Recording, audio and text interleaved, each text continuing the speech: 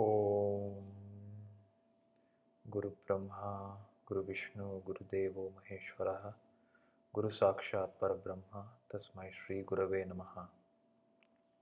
My salutations to the Sadguru, the Enlightened Master, who bestows upon us the highest teaching of Atma Gnana, self-realization, which liberates us from all bondage and suffering. My pranams to all. Today is day 8. Let us continue our contemplation of the teachings of the Bhagavad Gita.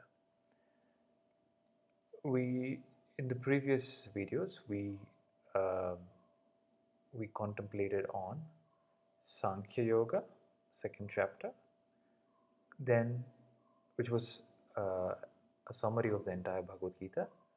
Then we moved on to Karma Yoga, where we saw two paths, the path of Gnana and the path of Karma. And Karma Yoga meaning performance of all your duties and actions with detachment from the results, without being attached to the results, and performing your actions as an offering to the divine, to the world, to existence. After the Karma Yoga came Gnana Karma Sanyasa Yoga, where the emphasis was on Gnana, understanding, clarity of thought. With the understanding, moving from Kamya Karma, slowly moving from Kamya Karma to Nishkama Karma, which is more selfless actions, and finally to understand that we are not the doer, and dropping the sense of doership altogether. That was chapter 4. Today we'll contemplate on chapter 5, which is called as Sanyasa Yoga. Sanyasa, uh, as what we commonly know it as or think of it as, is some sort of it's a custom or a tradition or a dress is what we know it as. We say this person is a sannyasi because of the way they live their life, or the way they because of the attire that they have. But the true meaning of sannyasa is to anchor yourself, to anchor your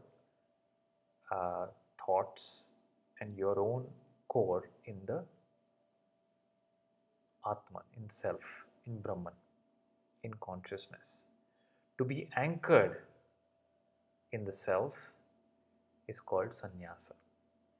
If you are anchored in the pure subject, then that is called Sanyasa Yoga. If you are anchored in the world, you are called a samsari. Samsari is the one who is anchored in the world, outside and within. The world is there outside of them and also within them. Even though let's say for example, you want to disconnect from the world and you go in isolation, and you go somewhere for a retreat or a vacation, the world still continues within you.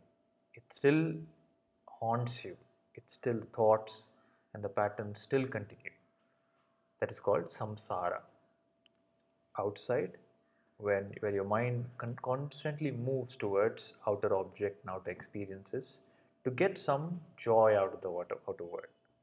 And if that is not there, it starts moving into the internal world. It starts conceptualizing, it starts deriving experiences from memory or from future.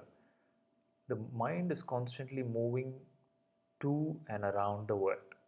This is called being in samsara. So the mind is anchored in the world and in the objects of the world because it derives some joy, some happiness, or it wants to escape some suffering. But to be anchored in the higher is called sannyasa, to be anchored in the self. That's why the Upanishads say, Atmava are drishtavyam, shrotravyam, mantitavyam. The path to self-realization is Atma Reva, just Brahma Atman alone. Just think about the Atman alone. Drishtavyam, to see the self alone. Shrotravyam, to hear about the self alone. Mantitavyam, to contemplate on the self. What you want to achieve, what you want to become, you must get possessed by it. And what best other than the Atman to contemplate on, to think about, and to see. Drishta, to see is to see the self in every living being and in creation. So this is elaborated in this chapter. In Sanyasa Yoga, Bhagavan Sri Krishna gives the teaching to Arjuna mainly about how the transition from karma to karma sannyasa, the dropping of action itself and being established in the self, and again revisits the theme of how this self-realized state is, how a person interacts with the world in the state of self-realization. So let us contemplate on karma sannyasa, dropping of action. The sannyasa yoga begins with Arjuna's doubt. Arjuna asks Sri Krishna, you have told me about Sankhya, which is dropping of the action, where you say that because of the clarity, you just realize that you are not the doer and you have dropped the doership. And then whatever happens is happening because of the will and intention of the universal or Brahman. But you also tell me to perform action as a selfless service. Which one should I do? Should I stop doing action, or um, should I perform my action as a service? What should I do? This is the doubt, and Sri Krishna starts off this chapter by answering this question. Sri Krishna emphasizes the teaching again that the state of non-doership is the state of nirvana, enlightenment. To drop all actions, to attain the highest. There are two paths. One is to either through gnana, where you drop everything, to drop action. What Zen people say as sitting silently, doing nothing. The spring will come and the grass will grow by itself. No action, just sit silently and allow the realization to come. Or the path of karma, where you purify your mind, you silence the mind, you use the mind as you use the body and mind in the service of the whole. You connect with the whole, you become more purified, more silent. So that's one path. First thing Shri Krishna says is either of the path. Either if you take this path, the Gnana path, or the Karma path, both the Gnana yogi and the Karma yogi reach the same goal, reach the same end, which is Parabrahma, which is self-realization. But it is hard, he says, for ordinary people directly to jump into Gnana. To drop action is very hard. To sit silently, he says, is not so easy. It's a more difficult path. To perform action and because we are action oriented, to do action comes very naturally to us. So we see this with either retired people, or if we, in this case of lockdown, sometimes it gets a little disturbing for many people, because you're so used to action, suddenly you're made to, like you're put in a cage, like an animal is put in a cage in the zoo. Your actions are restricted, but you feel that you need to go out and you need to act. So that the tendency to act comes naturally to many of us, and that's why the path of karma yoga is prescribed.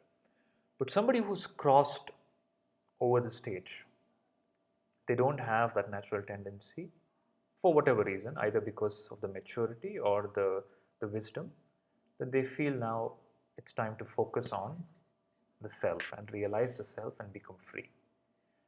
And if they also get the opportunity to study from a realized master, or to with the guidance of the realized master, they can directly jump into the silence of the self, the non-movement of the body and mind, and contemplate on the self, the Atman, and realize the self.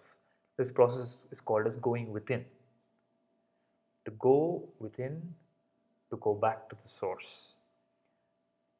the path of Gnana. Then there is the path of Karma, to go out, to interact with the world with a sense of service. Sri Krishna says either of the path, they lead to the same goal. And the path of this is the path of Gnana, to drop action, which is called a Sanyasa, and to directly go to the self. It's called the direct path. The Karma Yoga is called, it's an indirect path, but it's an easier path for many people. But we must never delude ourselves.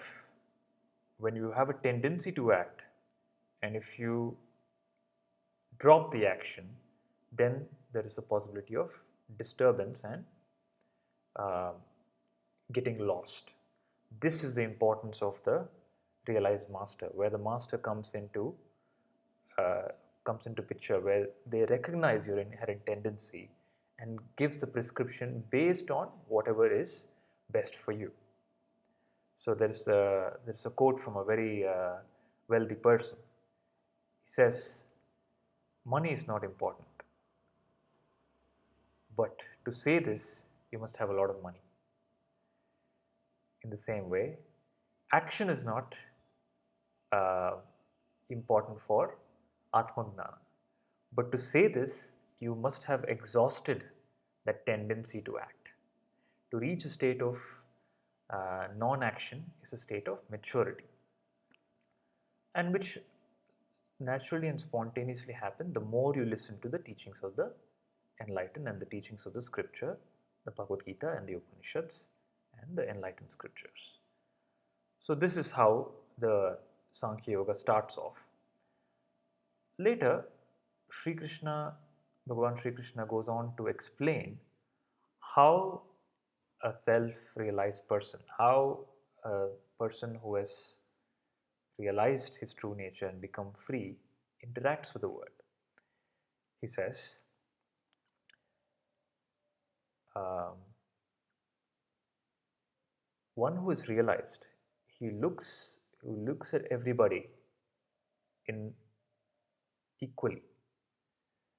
Shuni Chaiva Shwapakesha Pandita Samadarshinaha. The enlightened one looks at even a very scholarly person, or a thief, or a criminal, a dog, a cow, the animal, whatever he sees, he looks at it, he looks at them equally. What does this mean? Does it mean that the enlightened one treats and behaves with probably a very educated person and a criminal in the same way? Does he interact with them in the same way and offer them the same things, or deal with them in the same way? Is that what it means? So there is a story in the life of Bhagavan Buddha. At his during Buddha's time, there was a famous uh, terrorist called Angulimala. He was in the forest. Whoever would pass in the forest, he would kill them and take their thumbs. And he had a garland of thumbs. That's why he was called Angulimala. Buddha was advised not to go in that direction, but Buddha continued, and he encountered Angulimala, the terrorist, the, the demon of the forest. And Angulimala was, when he encountered Buddha, he saw complete fearlessness in Buddha. Buddha was not at all agitated or afraid by looking at this person. Everybody else He was only used to people looking at him and being extremely scared and run away. But Buddha was tranquil. He saw peace in his eyes, and Angulimala was transformed. He dropped his entire uh, hate and grudge and the aggression, everything he left behind. He surrendered to Buddha and he asked him to take him as his disciple. The enlightened one sees his own self in everything that he sees.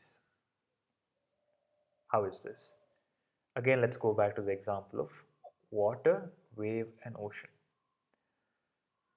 When the wave has realized that it is water, what does it see?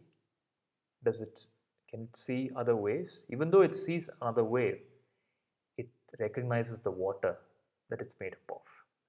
Not that the enlightened one physically sees something different. They see the same objects, the same world, but it is no longer scary. It is no longer different. It is meaning different from them. It is no longer dual. They see the inherent or the whatever the world is made up of, which is consciousness, self, themselves. They see their own self in every living being and the entire world. But they deal with the world depending on how it needs to be dealt with. Just because the they the they see the enlightened one sees himself or the self in thief doesn't mean uh, he or she might not punish the thief.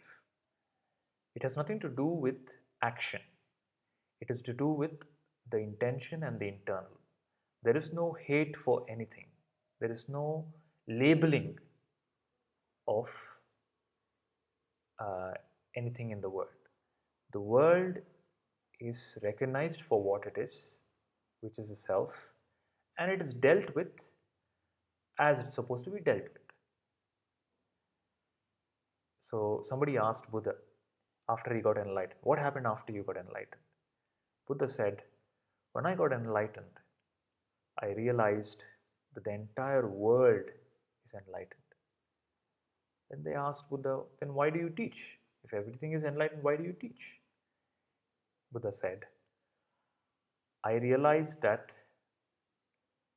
everything is, everybody is enlightened, everybody is a Buddha, but not everybody is a awakened Buddha.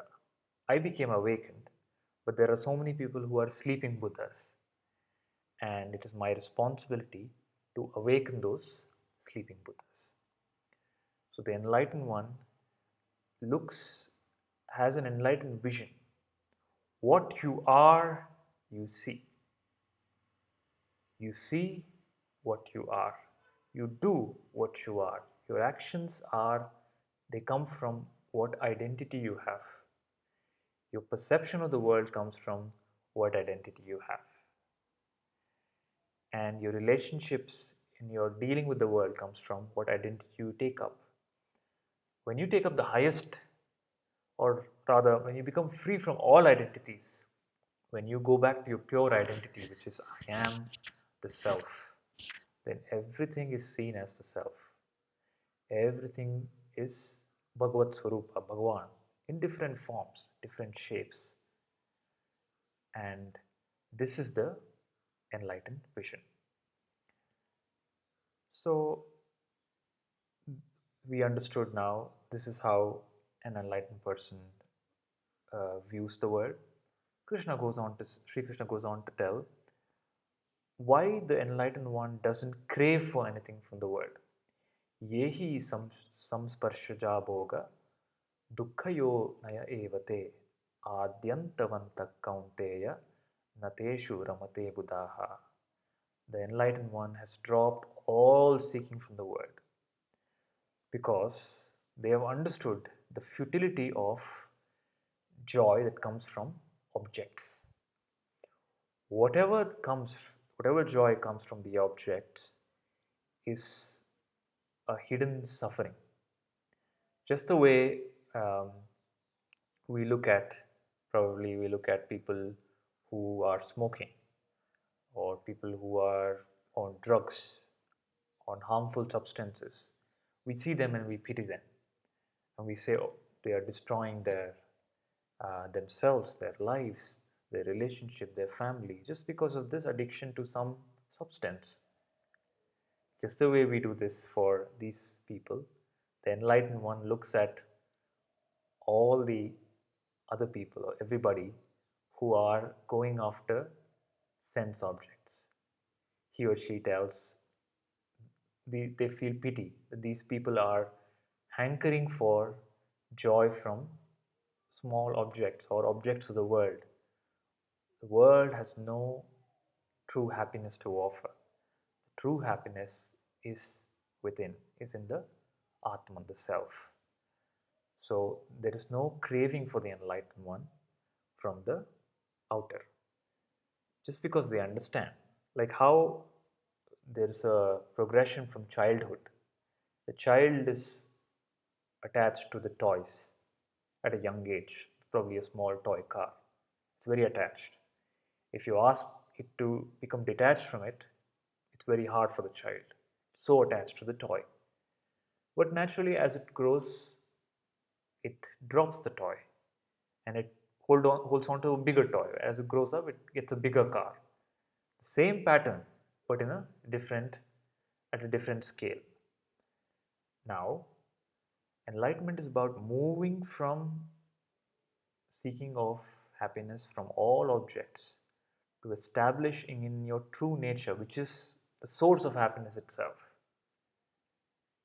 And this, so how we understand the maturity from childhood to adult, being an adult, where you have dropped certain things because you matured. The dropping happened because you matured and you held on to something higher.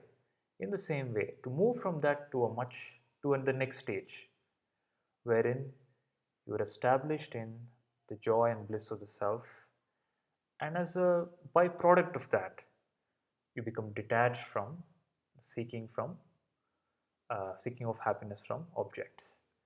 So there is no operation of, there's no action for happiness. All the actions of the enlightened one are by happiness. Sri Krishna goes on to tell, they they operate, the enlightened one operates selflessly. There is no desire. There is no desire. There's nothing more. There's no more happiness that can be added to them. They have attained the infinite bliss. Whatever they do, whatever is done by them is out of their happiness. This is the shift for happiness to out of happiness. An enlightened one, the awakened one, has become free from all desires, from all cravings, from all experiences of joy and sorrow, from all experiences of duality, from all labels. They operate in the world without getting infected by the world. Not infected in the sense of a disease, but the world doesn't, the ideas and thought process and the patterns or the concepts of the world don't enter them. Just the way a doctor, when he's going to perform a surgery, he wears a mask and he puts on gloves, probably some sort of chemicals to prevent the disease from entering him or any infection from going him to the patient, so that there is no exchange, there is nothing from the outer can enter the doctor. In the same way, the enlightened one has the mask of gnana, is detached. They operate in the world, but the world never touches them. Their inner experience and reality is never tampered or harmed by anything happening in the external world. That is why Sri Krishna can peacefully stand in the middle of the battlefield when when the hero of the Pandavas has broken down without any agitation can uplift him by giving him the teaching of Atmagnana. This is the this is the beauty of the enlightened one. This is the beauty of Gnana. This is the way that the enlightened one operates in the world. So this is what is outlined in chapter 5 of the Bhagavad Gita, which is called as Sanyasa Yoga or Karma Sanyasa. Being anchored in the self, being anchored in pure consciousness, not operating from the mind, but operating from the self, not operating from the thoughts, not operate from the infinite thoughts, the layer of thoughts, but operating from a state of silence. So the ocean has the surface, which is very agitated, which has waves and whirlpools and so many things. But deep within, in the abyss, there is tranquility, silence, and darkness. Nothing can be seen there. There is nothing deep inside. Only that is what is called as only consciousness. Deep within, all dualities disappear, all ideas and concepts disappear, all actions have now stopped. And when the enlightened one is established in that, all the operations happen from that state, not from the disturbed state. This is the difference. This is what is outlined in this chapter. Loka samasta sukino bhavantu. Loka samasta sukino bhavantu. Loka samasta sukino bhavantu. Harihi Om Shri Gurubhyo Namaha. Harihi Om